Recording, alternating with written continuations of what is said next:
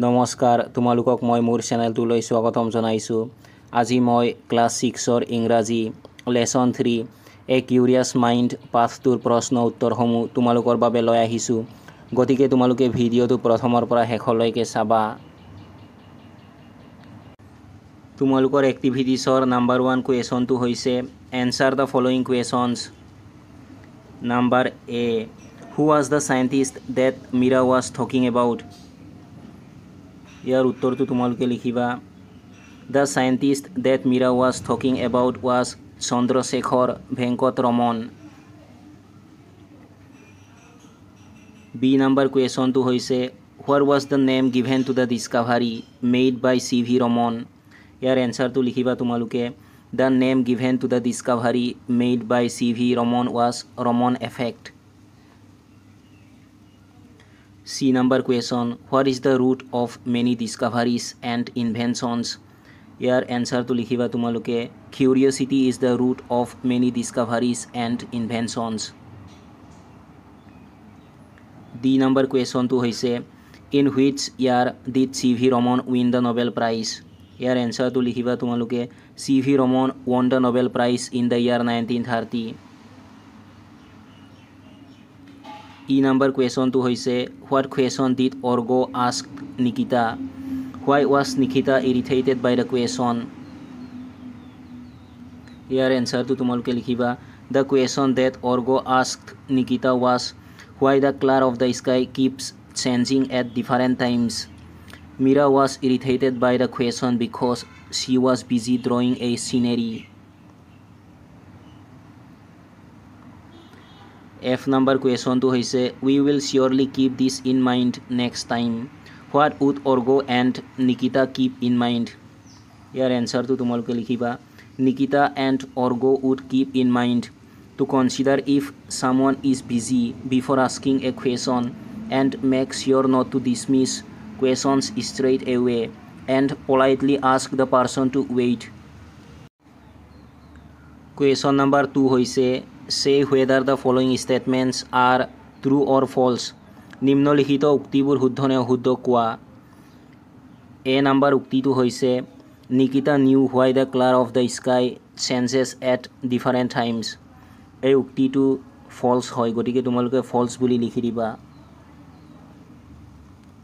B number উক্তিটো হৈছে National Science Day is observed on 28 February. এই উক্তিটো true হয়, গতিকে তোমালোকে true বুলি লিখি দিবা। C number উক্তিটো হৈছে CV Raman was born in Calcutta. এই উক্তিটো মিছা হয়, গতিকে তোমালোকে false বুলি লিখি দিবা। D number উক্তিটো হৈছে Raman was not good in his studies. এই উক্তিটো false হয়, গতিকে তোমালোকে false বুলি লিখি দিবা। E number উক্তিটো হৈছে Raman breathed his last on November 21, 1970. এই উক্তিটো true হয়, গতিকে তোমালোকে true বুলি লিখি দিবা। F number উক্তিটো হৈছে Mira was happy about Orgo asking questions. এই উক্তিটো true হয়, গতিকে তোমালোকে true বুলি লিখি দিবা। তোমালোকৰ 3 নম্বৰ প্ৰশ্নটো হৈছে put a tick on the correct option. শুদ্ধ বিকল্পটোত টিক চিন দিয়া। A number question, Raman was awarded the Bharat Ratna in. ইয়াৰ শুদ্ধ উত্তৰ হ'ব অপশ্যন 2 1954। B number কুৱেশ্যনটো হৈছে CV Raman won the Nobel Prize for. ইয়াৰ শুদ্ধ উত্তৰ হ'ব option A discovering the Raman effect। C number কুৱেশ্যনটো হৈছে CV Raman was born in. ইয়াৰ শুদ্ধ উত্তৰ হ'ব option A Thiruvanaikaval. Question number D হৈছে national science day is observed to. ইয়াৰ শুদ্ধ উত্তৰ হ'ব option 3 commemorate the discovery of Raman effect. Question number E Nikita painted the sky. ইয়াৰ শুদ্ধ উত্তৰ হ'ব অপশ্যন 3 ৰেড। তোমালোকৰ 4 নম্বৰ প্ৰশ্নটো হৈছে read the lesson to complete the timeline given below 1 is done for U তলত দিয়া সময়সীমাটো সম্পূৰ্ণ কৰিবলৈ 5টো পঢ়া এটা কৰি দিয়া আছে প্ৰথমতে দিয়া আছে ইয়াৰ 1888 লিখি দিয়া আছে বাৰ্থ অফ CV ৰমন তাৰ পাছত ইয়াৰ দিয়া আছে 1930 তোমালোকে লিখি দিবা CV Raman receives the Nobel prize in physics তাৰ পাছত দিয়া আছে 1954 তোমালোকে লিখি দিবা CV Raman is awarded the Bharat Ratna তাৰ পাছত ইয়াৰ দিয়া আছে 1970 তোমালোকে লিখি দিবা death of CV Raman 5 number প্ৰশ্নটো হৈছে underline some words in the text which are not familiar to you পাঠত থকা তুমি নজনা কিছুমান শব্দ আণ্ডাৰলাইন কৰা in the following table write down the words in the left column নিম্নলিখিত টেবুলখনত সেই শব্দবোৰ বাওঁ স্তম্ভত লিখা write the meaning of each word in the right column তাৰ পাছত প্ৰতিটো শব্দৰ অৰ্থ সু স্তম্ভত লিখা প্ৰথমতে মই তোমালোকক লিখি দিছোঁ ইৰিটেটেড তোমালোকে লিখি দিবা মেড সামৱান এংৰি অৰ এনইড তাৰ পাছত লিখি দিছোঁ ব্ৰেক থ্ৰু তোমালোকে ইয়াৰ মিনিংটো লিখি দিবা এন ইম্পৰ্টেণ্ট ডিছকাভাৰী অৰ ডেভেলপমেণ্ট তাৰ পাছত লিখি দিছোঁ ইনকুইজিটিভ ইয়াৰ মিনিংটো লিখি দিবা তোমালোকে very interested in learning about different things 6 নম্বৰ প্ৰশ্নটো হৈছে frame a sentence of your own by using each word you have listed in the table above তুমি ওপৰৰ টেবুলখনত লিখা শব্দবোৰ ব্যৱহাৰ কৰি বাক্য গঠন কৰা তোমালোকে লিখি দিবা ইৰিটেটেড শব্দটো ব্যৱহাৰ কৰি হি বিকেম ইৰিটেটেড তাৰ পাছত লিখি দিবা breakthrough they have made an amazing scientific breakthrough তাৰ পাছত ইনকুইজিটিভ শব্দটো ব্যৱহাৰ কৰি লিখিবা he is an inquisitive person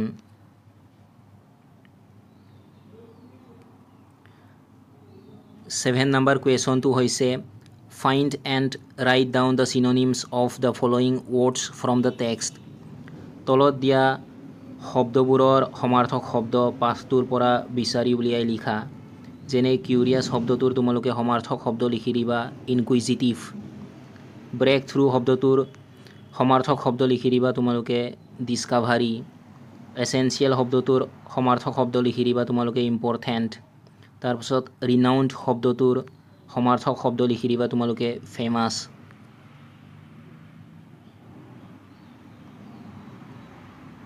তাৰপাছত 8 নম্বৰ এড তোমালোকক দিয়া আছে read the conversation between Orgo and his mother Orgo আৰু তাৰ মাকৰ মাজত হোৱা কথোপকথন পঢ়া এইটো তোমালোকে নিজে পঢ়ি ল'বা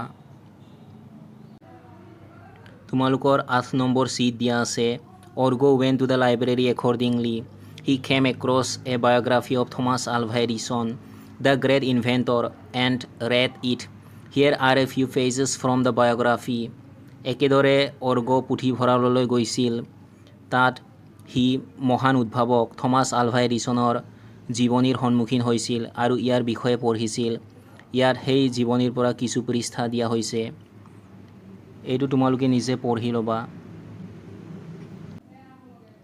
তোমালোকৰ 8 নম্বৰ চি প্ৰশ্নটো হৈছে Orgo made some notes of what he had read about Thomas Alva Edison read what Orgo wrote অৰ্গোই থমাছ আলভা এডিছনৰ বিষয়ে যি পঢ়িছিল তাৰ কিছুমান নোটছ বনাইছিল ৰিড হোৱাট অৰ্গো ৰড অৰ্গোই কি লিখিছিল সেইটো পঢ়া ইয়াত তোমালোকক দিয়া আছে মেইন টপিক মূল বিষয় Edison became a great inventor due to certain qualities এডিছনে কিছুমান গুণৰ বাবে এজন মহান উদ্ভাৱক হৈছিল ইয়াত তোমালোকক কিছুমান ছাপৰ্টিং ইনফৰমেশ্যন দিয়া আছে দ্য কোৱালিটিজ কিউৰিয়চিটি মানে হৈছে কৌতূহল তাৰপাছত দিয়া আছে ইণ্ডিপেণ্ডেণ্ট লাৰ্ণিং মানে হৈছে স্বতন্ত্ৰ শিক্ষণ তাৰপাছত দিয়া আছে তোমালোকক ডিটাৰমিনেশ্যন মানে হৈছে সংকল্প এতিয়া তোমালোকক ইয়াত দিয়া আছে now complete the paragraph with the help of the notes that Org has listed you can use the connecting words given in the box এতিয়া অৰ্গই বনোৱা নোটছৰ সহায়ত তুমি দফাটো সম্পূৰ্ণ কৰা you can use the connecting words given in the box তুমি বাকচৰ ভিতৰত দিয়া সংযোগী শব্দবোৰ ব্যৱহাৰ কৰিব পাৰা ইয়াত তোমালোকক লিখি দিয়া আছে Thomas Alva Edison had certain qualities that helped him to become a great inventor firstly তোমালোকে লিখিবা he was curious to learn about new things he asked a lot of questions secondly he was an independent learner as he learned from elders read a lot of books and did scientific experiments in the laboratory in his house. Lastly, despite facing many hurdles, he was determined to do what he wanted to. These qualities helped Edison become a great inventor. 9 number A question to hoise Orgo and his friends read the notice on the notice board. Yar ekhon schoolor janoni dia hoise এই নোটিছখন তোমালোকে নিজে পঢ়ি ল'বা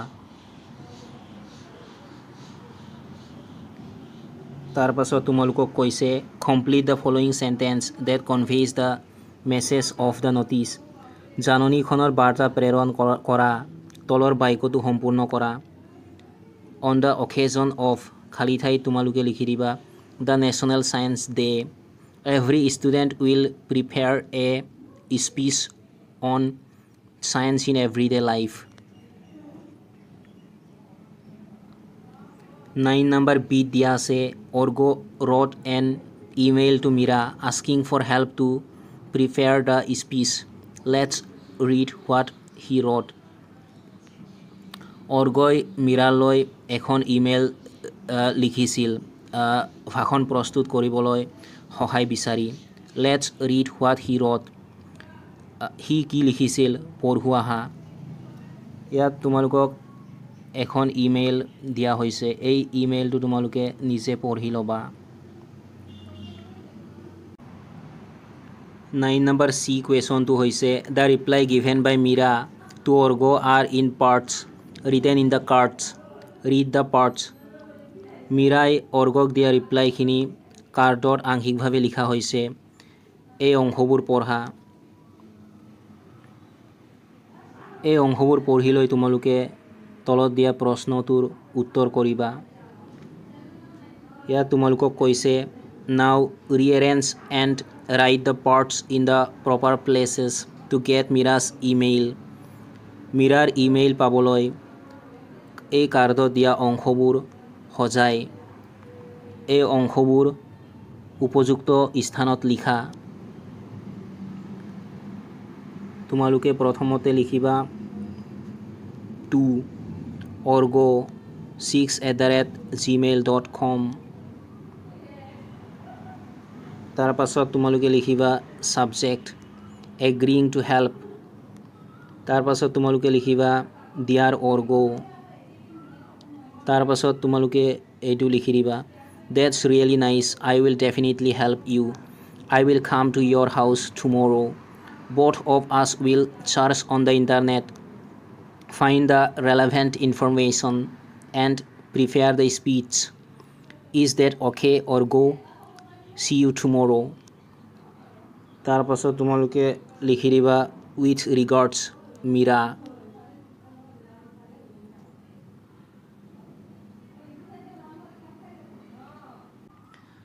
tar pasot tumolok dia ase let's learn some grammar কিছুমান grammar শিকোৱা হা 10 number 8 দিয়া আছে read these sentences এই বাক্যবোৰ পঢ়া ইয়াত তোমালোকক কিছুমান বাক্য দিয়া আছে আৰু প্ৰতিটো বাক্যতে এটা এটা শব্দ আন্ডাৰলাইন কৰা হৈছে এই আন্ডাৰলাইন কৰা শব্দবোৰ মন কৰা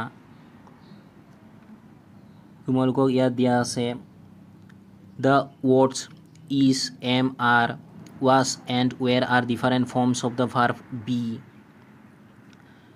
is am are was আৰু where এই শব্দবোৰ বি ভাৰ্বৰ বিভিন্ন ৰূপ হয় the forms is am and are used in the present tense is am আৰু আৰ এই ৰূপবোৰ প্ৰেজেণ্ট টেন্সত ব্যৱহাৰ কৰা হয় আৰু was and were are used in the past tense was আৰু were এই ৰূপবোৰ past tenseত ব্যৱহাৰ কৰা হয় এতিয়া তোমালোকক বি নম্বৰত দিয়া আছে now fill in the blanks with the appropriate forms of the be verb এতিয়া বি ভাৰ্বৰ উপযুক্ত ৰূপবোৰ ব্যৱহাৰ কৰি খালী ঠাই পূৰ কৰা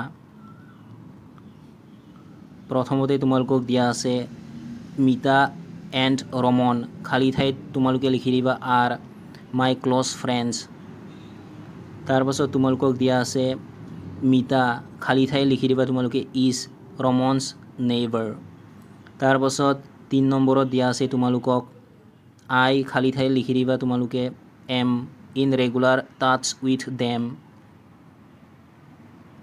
তাৰপাছত 4 নম্বৰত তোমালোকক দিয়া আছে দে খালী ঠাইত লিখি দিবা তোমালোকে ৱেৰ উইথ মি য়েষ্টাৰডে তাৰপাছত 5 নম্বৰত দিয়া আছে উই খালী ঠাইত লিখি দিবা তোমালোকে were very happy to visit a park together য়েষ্টাৰডে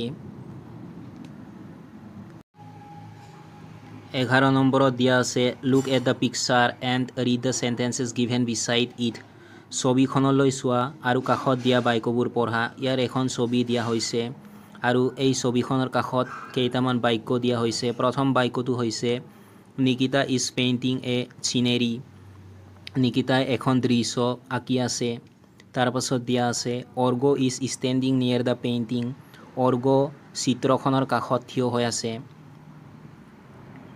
ইয়াত তোমালোকক দিয়া আছে when we talk about actions happening at the time of speaking we use the present continuous tense যেতিয়া আমি কথা কৈ থকাৰ সময়ত সংঘটিত হোৱা কাৰ্যৰ বিষয়ে কওঁ তেতিয়া আমি প্ৰেজেণ্ট কণ্টিনিউৱাছ টেন্স ব্যৱহাৰ কৰোঁ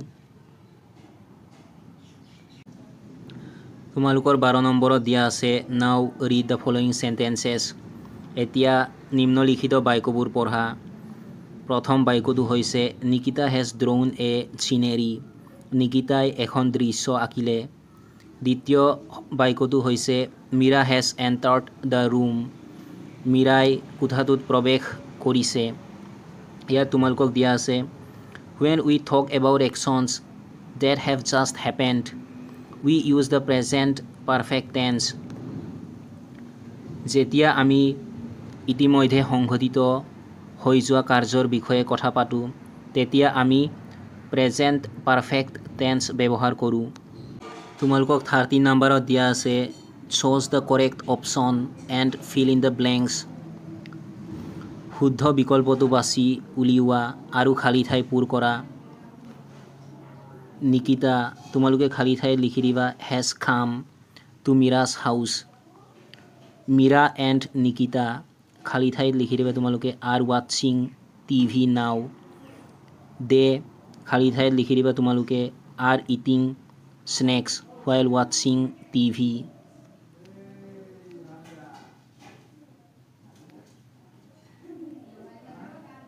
number 8 দিয়া আছে let's read the words in the box aloud and notice the beginning sound of each word বাকচৰ ভিতৰত দিয়া শব্দবোৰ উচ্চস্বৰে পঢ়া আৰু প্ৰতিটো শব্দৰ আৰম্ভণি উচ্চাৰণ মন কৰা ইয়াত তোমালোকক বাকচৰ ভিতৰত কেইটামান শব্দ দিয়া আছে সেই শব্দবোৰ হ'ল চিন স্কল্ডেড চায়েন্স স্কেটাৰিং ইয়াত তোমালোকক কৈছে all the 4 words begin with the consonant blend SC সকলোবোৰ চাৰিওটা শব্দ ব্যঞ্জন বৰ্ণৰ মিশ্ৰণ SCৰ সৈতে আৰম্ভ হৈছে when we say the words sin and science they begin with the sound as in sun যেতিয়া আমি চিন আৰু সায়েন্স শব্দবোৰৰ বিষয়ে কওঁ সিহঁত এছ শব্দটো ছান শব্দটোত যেনেকৈ আৰম্ভণি হয় তেনেকৈ আৰম্ভণি হয়। When we say the words scalded and scattering, যেতিয়া আমি scalded আৰু scattering শব্দবোৰৰ বিষয়ে কওঁ, SC is pronounced like SK as in sky. Sky শব্দটোত SK শব্দটো যেনেকৈ উচ্চাৰণ হয় ঠিক তেনেদৰে SC শব্দটো উচ্চাৰণ কৰা হয়। 11 নম্বৰৰ বি কুৱেশ্যনটো হৈছে now read aloud the following words beginning with the consonant blend SC। ব্যঞ্জন বৰ্ণৰ সংমিশ্ৰণ SCৰ সৈতে আৰম্ভণি হোৱা নিম্নলিখিত শব্দবোৰ উচ্চস্বৰে পঢ়া। Write S if the word begins with S sound S in sun. যদি শব্দটোৰ এছ আখৰটো ছান শব্দটোত থকা এছ আখৰটোৰ উচ্চাৰণৰ দৰে আৰম্ভ হয় তেতিয়া এছ লিখিবা। Write S K if S C is pronounced like S K S in sky. যদি এছ চি শব্দটো স্কাই শব্দটোত থকা এছ কেৰ দৰে যদি উচ্চাৰণ হয় তেনেহ'লে এছ কে লিখিবা। Two are done for you. তোমাৰ বাবে দুটা কৰি দিয়া হৈছে। প্ৰথমতে দিয়া আছে স্কেল, তোমালোকক লিখি দিয়া আছে এছ কে। তাৰ পাছত দিয়া আছে চেণ্ট, লিখি দিয়া আছে এছ। তাৰ পাছত দিয়া আছে চিন, তোমালোকে খালী ঠাইত লিখিবা এছ। তাৰ পাছত দিয়া আছে স্কেয়াৰ, খালী ঠাইত লিখিবা এছ কে। তাৰ পাছত দিয়া আছে চিজাৰ্ছ, খালী ঠাইত লিখিবা এছ। তাৰ পাছত দিয়া আছে স্কৰ, খালী ঠাইত লিখিবা এছ কে। তাৰ পাছত দিয়া আছে স্কুটাৰ, খালী ঠাইত লিখিবা এছ কে। তাৰ পাছত দিয়া আছে স্কেন, খালী ঠাইত লিখিবা এছ কে। 17 নম্বৰ প্ৰশ্নটো হৈছে listen to a news item about a moon mission read to you by your teacher. As you listen, fill in the blanks with the correct pieces of information. তোমালোকৰ শিক্ষকে তোমালোকক পঢ়ি দিয়া চন্দ্ৰ অভিযানৰ বিষয়ে এটা বাতৰি শুনা। শুনি থাকোঁতে খালী ঠাইবোৰ সঠিক তথ্যৰে পূৰ কৰা। তোমালোকক মই খালী ঠাইবোৰ ইতিমধ্যে পূৰ কৰি দিছোঁ, তোমালোকে চাই চাই পূৰ কৰি ল'বা।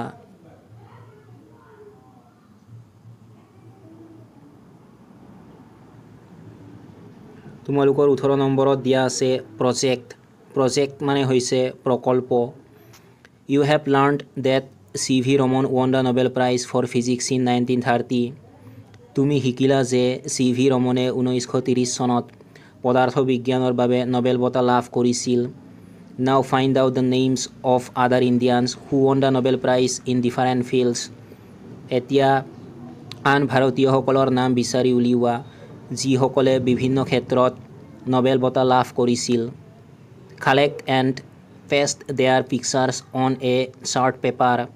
তেওঁলোকৰ ছবিসমূহ সংগ্ৰহ কৰি চাৰ্ট পেপাৰত পেষ্ট কৰা। Include the following information about each of them. তেওঁলোকৰ প্ৰতিটোৰে বিষয়ে নিম্নলিখিত তথ্যবোৰ অন্তৰ্ভুক্ত কৰা। তোমালোকে ইয়াত দিয়া ইনফৰমেশ্যন যেনে name, date of birth, place of birth, Nobel prize in the field, year of receiving the Nobel prize, এই তথ্যবোৰ ইনক্লুড কৰিবা। তোমালোকে এই 18 নম্বৰ প্ৰশ্নৰ উত্তৰত এইদৰে লিখিবা।